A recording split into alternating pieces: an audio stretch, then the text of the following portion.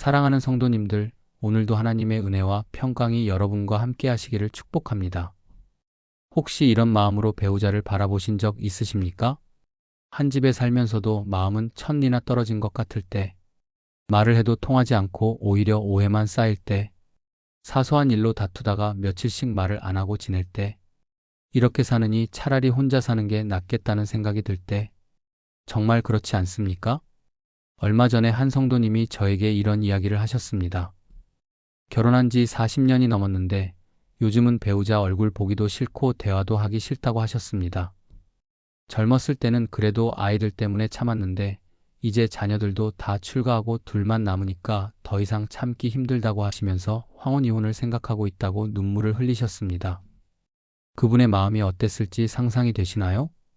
평생을 함께 살았는데 이제 와서 헤어진다는 것이 얼마나 슬프고 안타까운 일입니까? 하지만 요즘 이런 부부들이 점점 늘어나고 있습니다. 황혼, 이혼, 졸혼, 별거 부부라는 말들이 낯설지 않은 시대가 되었습니다. 그런데 사랑하는 성도님들, 하나님께서는 결혼을 만드신 분이십니다. 창세기 2장 24절에서 하나님께서는 이렇게 말씀하십니다. 이러므로 남자가 부모를 떠나 그의 아내와 합하여 둘이 한 몸을 이룰지로다. 하나님께서 둘을 한 몸으로 만드셨는데 어떻게 다시 둘로 나눌 수 있겠습니까? 마태복음 19장 6절에서 예수님께서는 이렇게 말씀하십니다. 그런즉 이제 둘이 아니요 한 몸이니 그러므로 하나님이 짝지어 주신 것을 사람이 나누지 못할지니라. 하나님께서는 부부가 끝까지 함께하기를 원하십니다. 그래서 오늘 여러분과 함께 나누고 싶은 것은 부부 갈등을 완전히 치유하는 4가지 화해의 기도입니다. 이 기도를 통해 여러분의 부부관계가 회복되고 다시 사랑이 넘치며 황혼의 삶을 행복하게 살아가시게 되실 것입니다. 그런 마음으로 오늘 말씀에 집중해 주시고 부부관계 회복이 필요하시다면 좋아요 버튼도 눌러주시기 바랍니다. 그리고 이런 화해의 기도가 계속 필요하시다면 구독과 알림 설정도 해주셔서 함께 동행해 주시기를 바랍니다. 첫 번째로 내 잘못을 먼저 인정하고 용서를 구하는 기도입니다. 마태복음 7장 3절부터 5절까지 예수님께서는 이렇게 말씀하십니다.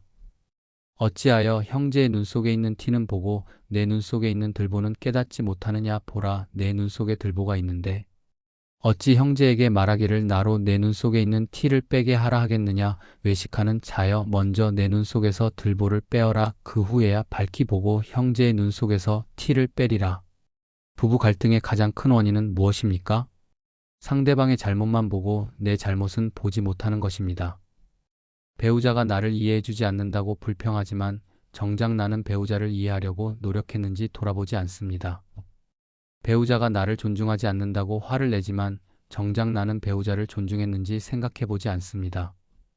야고보서 4장 1절과 2절에서는 이렇게 말씀합니다. 너희 중에 싸움이 어디로부터 다툼이 어디로부터 나느냐. 너희 지체 중에서 싸우는 정욕으로부터 나는 것이 아니냐. 너희는 욕심을 내어도 얻지 못하며 살인하며 시기하여도 능히 취하지 못함으로 다투고 싸우는도다. 갈등의 근본 원인은 내 안에 있는 욕심과 교만입니다. 내가 옳고 상대방이 틀렸다는 교만, 내 방식대로 해야 한다는 고집, 이것이 문제입니다. 잠언 18장 19절에서는 이렇게 경고합니다. 노엽게 한 형제와 화목하기가 견고한 성을 취하기보다 어려운즉 이러한 다툼은 산성의 문빗장 같으니라. 한번 마음에 상처를 받으면 화목하기가 정말 어렵습니다. 그러므로 누군가는 먼저 용서를 구해야 합니다. 그러므로 우리는 이렇게 기도할 수 있습니다. 하나님 아버지, 제가 배우자에게 잘못한 것들을 깨닫게 하소서. 제 교만과 고집, 이기심과 무관심, 상처 주는 말과 행동들을 용서해 주소서. 배우자의 잘못만 보던 제 눈을 열어주시고 제 잘못을 먼저 보게 하소서. 제가 먼저 배우자에게 용서를 구할 수 있는 겸손을 주시고 진심으로 사과할 수 있는 용기를 주소서. 이 기도를 드린 후에는 실제로 배우자에게 가서 사과하십시오. 진심으로 잘못을 인정하고 용서를 구하십시오. 많은 부부들이 이 첫 번째 단계에서 관계가 회복되기 시작합니다. 두 번째로 배우자를 용서하고 과거를 내려놓는 기도입니다. 에베소서 4장 31절과 32절에서 바울은 이렇게 말합니다. 너희는 모든 악독과 노함과 분냄과 떠드는 것과 비방하는 것을 모든 악의와 함께 버리고 서로 친절하게 하며 불쌍히 여기며 서로 용서하기를 하나님이 그리스도 안에서 너희를 용서하심과 같이 하라. 하나님께서 우리를 용서하신 것처럼 우리도 배우자를 용서해야 합니다. 그런데 많은 사람들이 용서하지 못합니다. 과거의 상처를 계속 붙들고 있습니다. 몇 년 전, 심지어 몇십 년 전의 일을 아직도 기억하며 원망합니다. 그때 내가 나한테 그렇게 했잖아. 그때 내가 한 말 아직도 안 잊어버렸어. 이렇게 과거를 붙들고 있으면 관계가 회복될 수 없습니다. 골로새서 3장 13절에서는 이렇게 말씀합니다. 누가 누구에게 불만이 있거든 서로 용납하여 피차 용서하되 주께서 너희를 용서하신 것 같이 너희도 그리하고. 용서는 선택입니다. 감정이 아니라 의지입니다. 상대방이 미안해서 용서하는 것이 아니라 내가 자유로워지기 위해 용서하는 것입니다. 마태복음 6장 14절과 15절에서 예수님께서는 이렇게 말씀하십니다. 너희가 사람의 잘못을 용서하면 너희 하늘 아버지께서도 너희 잘못을 용서하시려니와 너희가 사람의 잘못을 용서하지 아니하면 너희 아버지께서도 너희 잘못을 용서하지 아니하시리라. 용서하지 않으면 우리도 하나님께 용서받을 수 없습니다. 그러므로 우리는 이렇게 기도할 수 있습니다. 하나님 아버지, 배우자가 제게 상처 준 모든 일들을 용서할 수 있게 하소서. 과거의 아픔과 상처, 원망과 분노를 모두 내려놓게 하소서. 더 이상 과거를 붙들고 살지 않게 하시고 오늘부터 새롭게 시작할 수 있게 하소서. 용서할 수 없을 것 같은 일도 주님의 은혜로 용서할 수 있게 하소서. 이 기도를 드릴 때 마음에 평안이 찾아오고 과거의 짐이 내려지면서 자유를 경험하게 됩니다. 용서는 상대방을 위한 것이 아니라 나 자신을 위한 것입니다. 세 번째로 배우자를 이해하고 존중하는 마음을 구하는 기도입니다.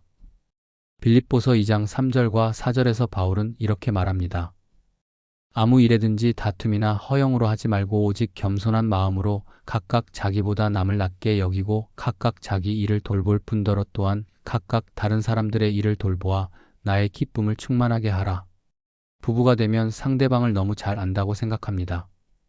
그래서 더 이상 이해하려고 노력하지 않습니다. 하지만 사람은 계속 변합니다. 나이가 들면서 환경이 변하면서 건강이 약해지면서 사람은 달라집니다. 젊었을 때의 배우자와 지금의 배우자는 다릅니다. 그러므로 계속해서 이해하고 존중하려는 노력이 필요합니다. 베드로전서 3장 7절에서는 이렇게 말씀합니다. 남편 된 자들아 이와 같이 지식을 따라 너희 아내와 동거하고 그를 더 연약한 그릇이요 또 생명의 은혜를 함께 이어받을 자로 알아 귀히 여기라. 이는 너희 기도가 막히지 아니하게 하려 함이라. 남편은 아내를 귀히 여겨야 하고 아내도 남편을 존중해야 합니다. 에베소서 5장 33절에서는 이렇게 말씀합니다. 그러나 너희도 각각 자기의 아내 사랑하기를 자신같이 하고 아내도 자기 남편을 존경하라. 사랑과 존경은 부부관계의 기초입니다. 나이가 들수록 서로를 더욱 사랑하고 존중해야 합니다.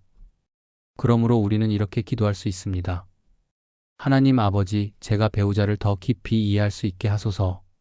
배우자의 아픔과 외로움, 필요와 소망을 알게 하소서.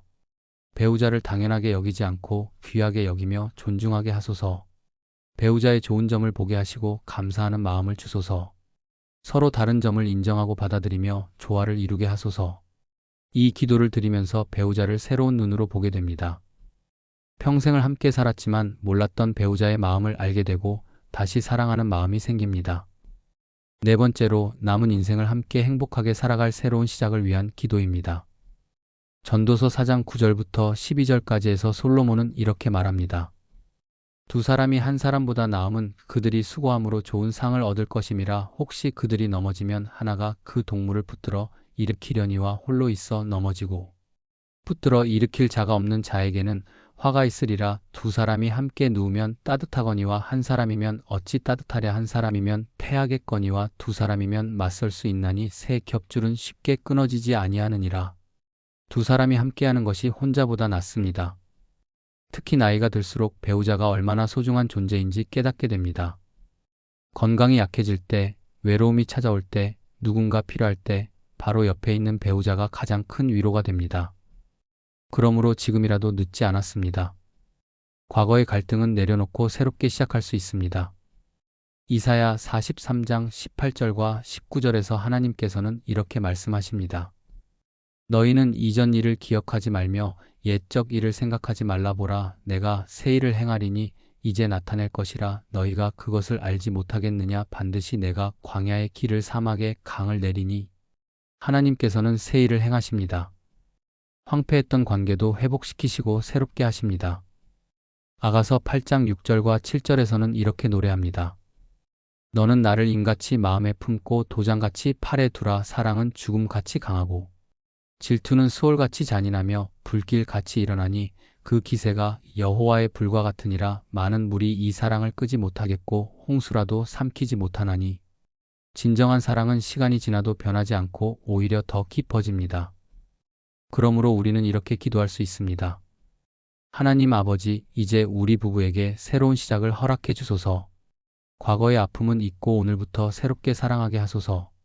젊었을 때의 첫사랑을 회복시켜 주시고 남은 인생을 행복하게 함께 살아갈 수 있게 하소서. 서로를 격려하고 위로하며 함께 기도하고 감사하는 부부가 되게 하소서. 자녀들과 손주들에게 좋은 모범이 되는 부부가 되게 하소서. 이 기도를 드릴 때 부부관계에 새로운 봄이 찾아옵니다. 과거의 갈등은 치유되고 새로운 사랑이 시작됩니다. 사랑하는 성도님들, 오늘 우리가 함께 나눈 4가지 화해의 기도를 간단히 정리해 보겠습니다. 첫째, 내 잘못을 먼저 인정하고 용서를 구하는 기도. 둘째, 배우자를 용서하고 과거를 내려놓는 기도. 셋째, 배우자를 이해하고 존중하는 마음을 구하는 기도. 넷째, 남은 인생을 함께 행복하게 살아갈 새로운 시작을 위한 기도. 이 4가지 기도는 부부 관계를 회복하는 강력한 도구입니다. 그런데 사랑하는 성도님들, 한 가지 중요한 것을 말씀드리고 싶습니다. 이 기도는 혼자서도 드릴 수 있지만 부부가 함께 드릴 때 더욱 강력합니다. 배우자에게 이 영상을 함께 보자고 권유해 보십시오. 함께 기도하면서 서로의 마음을 나누어 보십시오. 그리고 실제로 행동으로 옮기는 것이 중요합니다. 기도만 하고 행동하지 않으면 변화가 없습니다. 내가 먼저 사과하고, 내가 먼저 용서하고, 내가 먼저 사랑을 표현하십시오. 감사하다는 말, 사랑한다는 말, 미안하다는 말을 아끼지 마십시오. 작은 것부터 시작하십시오. 함께 차 한 잔 마시기, 함께 산책하기, 손잡고 기도하기, 이런 작은 것들이 관계를 회복시킵니다. 하나님께서 여러분의 부부관계를 완전히 회복시켜 주시고 과거의 모든 상처를 치유해 주시며 남은 인생을 사랑과 평안으로 가득 채워주시기를 주님의 이름으로 축복합니다. 그리고 여러분의 회복된 부부관계가 자녀들과 손주들에게 좋은 본이 되고 주변 사람들에게도 희망이 되시기를 주님의 이름으로 축복합니다. 지금 이 화해의 기도가 마음에 와닿으셨다면 좋아요 버튼을 눌러서 더 많은 부부들과 이 축복을 나눠주시기 바랍니다. 그리고 이런 부부 회복의 기도가 계속 필요하시다면 구독과 알림 설정을 해주셔서 함께 동행해 주시기를 바랍니다. 여러분의 부부관계 회복 간증이나 기도 제목이 있으시면 댓글로 나눠주시기 바랍니다. 함께 기도하고 함께 은혜를 나누는 복된 공동체가 되기를 소원합니다. 오늘도 여러분의 부부관계에 하나님의 사랑과 평안이 충만하시고 모든 갈등은 완전히 치유되며 새로운 사랑이 넘치시기를 주님의 이름으로 축복합니다. 감사합니다.